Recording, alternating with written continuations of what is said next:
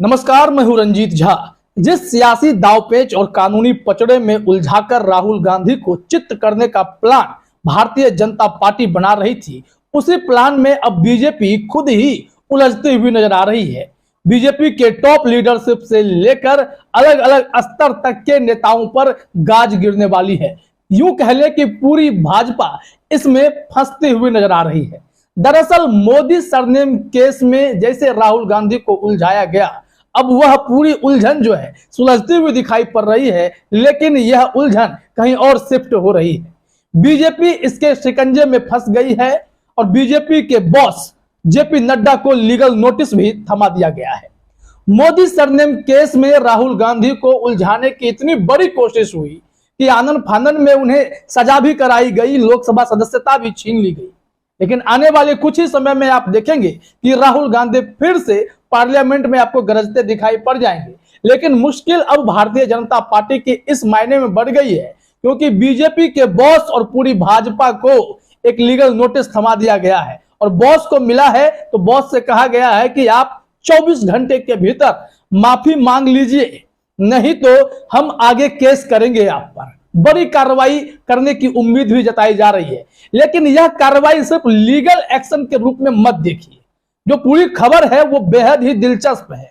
अगर आप ये सोचते हैं कि लीगल कार्रवाई होगी तो जेपी नड्डा का क्या हो जाएगा, लेकिन जेपी नड्डा समेत पूरे भाजपा का कितना बड़ा नुकसान होगा इस खबर में आप समझेंगे। दरअसल राहुल गांधी पर मोदी सरनेम को लेकर केस हुआ था। इसमें जब सजा सुना दी गई, राहुल गांधी ने इसे बिल्कुल सियासी रंग आगे चलकर दिया कि कैसे बीजेपी जानबूझकर हमें फंसाने की कोशिश कर रही है। उस पर जेपी नड्डा समेत भाजपाइयों ने एक अलग कार्ड खेला था। ध्यान होगा आपको, ओबीसी का कार्ड, कि राहुल गांधी ने सिर्फ मोदी समाज को ही नहीं पूरे ओबीसी समाज का ही अपमान कर दिया है और इसको लेकर देश भर में बीजेपी बड़ा प्लान बना रही थी। लेकिन यही दाव उल्टा पड़ गया है। आप अपने स्क्रीन पर एक नोटिस देखिए। यह नोटिस बीजेपी को ओबीसी महासभा ने दिया है।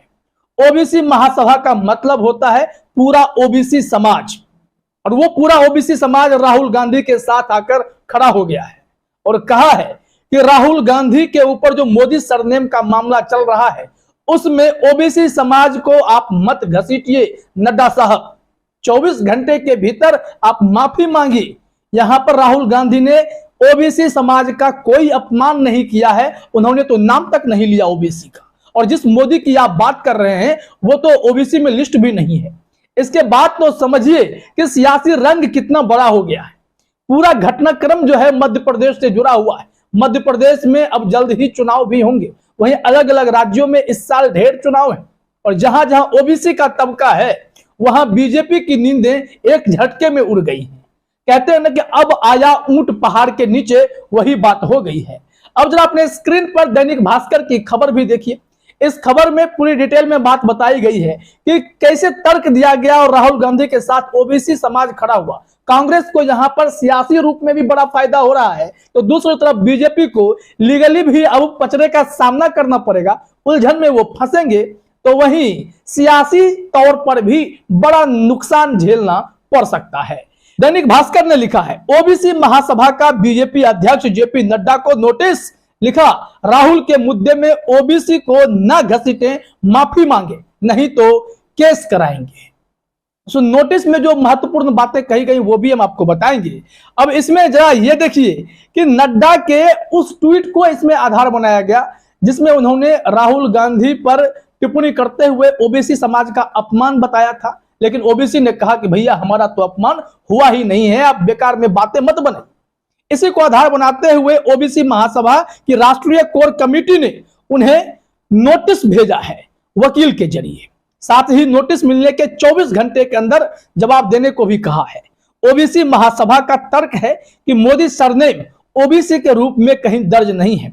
ना तो गुजरात और ना ही केंद्र सरकार की सूची में मोदी सरनेम कहीं ओबीसी कैटेगरी में दर्ज है। राहुल गांधी ने सिर्फ मोदी शब्द का इस्तेमाल किया है, ना कि ओबीसी वर्ग का। इसलिए मोदी सरनेम को लेकर ओबीसी वर्ग को नहीं घसीटा जाए। अब यहां पर साफ तौर पर पूरी भारतीय जनता पार्टी को मैसेज दे दिया गया है, क्योंकि जो legal notice Varun Thakur and associates के द्वारा भेजा गया है जेपी नड्डा को, उसमें वो तमाम ट्वीट भी लगा दिए गए हैं कि कैसे बीजेपी और जेपी नड्डा साहब दोनों इस तरीके से माहौल बनाने की कोशिश कर रहे थे कि राहुल गांधी ने पूरे ओबीसी समाज का ही अपमान कर दिया है। ओबीसी महासभा की राष्ट्रीय कोर कमेटी के मेंबर हैं धर्मेंद्र कुशवाहा। उन्होंने इस मामले में क्या तर्क दिया है वो भी समझना जरूरी है, क्योंकि ओबीसी महासभा कोई छोटा सा ग्रुप नहीं है। ओबीसी समाज भारत में बहुत तादाद में है और ऐसे में यह तादाद अगर नाराज हो गया बीजेपी से, जो कि बीजेपी का कोर वोटर भी माना जाता है, अगर यह समाज नाराज हो गया तो बीजेपी को नाको चने चबाने पड़ जाएंगे आगामी तमाम चुनाव में। लोकसभा भी है तो बड़ा झटका लग सकता है। जरा देखिए अपने स्क्रीन पर धर्मेंद्र कुशवाहा ने क्या कहा कि मैं जेपी नड्डा से पूछना चाहता हूं कि केंद्र की ओबीसी की सूची में मोदी नाम की कोई सूची नहीं है, गुजरात में भी जहां मोदी जी की जाति का कोई उल्लेख नहीं है, तो क्या कारण है कि आप ओबीसी को एक ढोलक की तरह हर तरफ से बजा रहे हैं? जब अच्छाई की बात आती है तो ओबीसी जाति का कोई नाम कहीं नहीं लेते हैं। अब जब किसी व्यक्ति के माध्यम से गाली दी जाती है तो चिल्लाने लगते हैं कि ओबीसी को गाली दी है। ये ओबीसी जाति के साथ छलावा और अपमान है, इसलिए हमने उनको नोटिस दिया है और कहा है कि अगर वे माफी नहीं मांगेंगे तो हम आगे केस फाइल करेंगे। यहां पर लीगली अगर दाव पेच खेला गया, हो सकता है कि जेपी नड्डा बच जाएंगे या कुछ नहीं होगा उन पर, लेकिन सियासी रणभूमि में अगर ओबीसी ने मोर्चा संभाल लिया या बीजेपी के खिलाफ मोर्चा खोल दिया तो फिर भारतीय जनता पार्टी को बड़ा नुकसान हो जाएगा, उससे कोई बचा भी नहीं पाएगा। इस संबंध में जो लीगल नोटिस दिया गया, कुछ ट्वीट्स देखिए जिसमें जेपी नड्डा ने जो बातें कही थी उसकी चर्चा है। वैसे तो जेपी नड्डा ने 4 ट्वीट टोटल किए थे, लेकिन 2 इंपॉर्टेंट ट्वीट जिसमें ओबीसी समाज को लेकर के टिप्पणी की गई वो देखिए अपने स्क्रीन पर। 24 मार्च की सुबह जेपी नड्डा ने सिलसिलेवार 4 ट्वीट किए थे। उन्होंने लिखा था, कल सूरत कोर्ट ने राहुल को ओबीसी समाज के प्रति उनके आपत्तिजनक बयान के लिए सजा सुनाई है, परंतु राहुल व कांग्रेस पार्टी अभी भी अपने अहंकार के चलते लगातार अपने बयान पर अड़े हुए हैं। वो निरंतर ओबीसी समाज की भावनाओं को आहत कर रहे हैं। पूरा ओबीसी समाज, ध्यान दीजिएगा, पूरा ओबीसी समाज प्रजातांत्रिक ढंग से राहुल से इस अपमान का बदला लेगा, लेकिन अपमान का बदला ओबीसी समाज तो जेपी नड्डा से ले रहा है, क्योंकि राहुल गांधी को फांसने की जो कोशिश हुई है उसे पूरा देश देख चुका है और राहुल गांधी इन सब कचरों से बाहर बहुत तेजी से निकल रहे हैं। 10 दिन 11 दिन उन्हें मैसेज देना था देश को कि यह सरकार कितनी अराजक होकर विपक्ष की आवाज को दबाने में जुट गई है। ऐसे में उन्हें लोकसभा में बोलने नहीं दिया जाए, इसके लिए उनकी सांसदें खत्म कर दी गई है। अब देखिए राहुल गांधी उसी तरीके से निखर कर सामने आ गए जैसे कि उनकी छवि खराब करने में तो हजारों करोड़ फूके गए थे। भारत जोड़ो यात्रा ने उनकी छवि निखार दी और अब देखिए कि कैसे ओबीसी समाज राहुल गांधी के साथ आकर खड़ा हो गया है। पहला ट्वीट तो आपने जेपी नड्डा का यह देखा। दूसरा देखिए, राहुल गांधी का अहंकार, नड्डा साहब कह रहे हैं कि राहुल गांधी का अहंकार बहुत बड़ा और समझ बहुत छोटी है। अपने राजनीतिक लाभ के लिए उन्होंने पूरे ओबीसी समाज का अपमान किया है, उन्हें चोर कहा। समाज और कोर्ट के द्वारा बार बार समझाने और माफी मांगने के विकल्प को भी उन्होंने नजरअंदाज किया और लगातार ओबीसी समाज की भावना को ठेस पहुंचाई है। ये कह रहे हैं जेपी नड्डा साहब। अब ओबीसी समाज का नाम उन्होंने इतनी बार ले लिया जिसमें ऐसा लग रहा था कि ओबीसी का कितना बड़ा अपमान हुआ है, जबकि राहुल गांधी ने पार्टिकुलर 3 लोगों का नाम लिया जिसमें नरेंद्र मोदी, नीरव मोदी और ललित मोदी का नाम था और पूछा था कि जो चोर मिल रहे हैं उनके सरनेम में मोदी क्यों है, और अभी भी ढूंढेंगे तो कई और ऐसे चोर मिल जाएंगे जिसके नाम में मोदी लगा होगा। इसमें पूरे मोदी समाज का अपमान तो कहीं से हो भी नहीं रहा है और पूरे मोदी समाज मतलब ओबीसी समाज भी नहीं होता है। ओबीसी में बहुत कुछ है, क्योंकि गुजरात सेशंस कोर्ट में, सूरत के सेशंस कोर्ट में जो दलीलें राहुल गांधी के सुपर वकीलों ने दी, जिसमें आरएस चीमा, तरन्नुम चीमा और किरीट पानवाला थे, उनके उस याचिका में क्या कहा गया था कि 13 करोड़ मोदी हैं और जिस हिसाब से केस करने का अधिकार किसी को है तो वो नरेंद्र मोदी को है।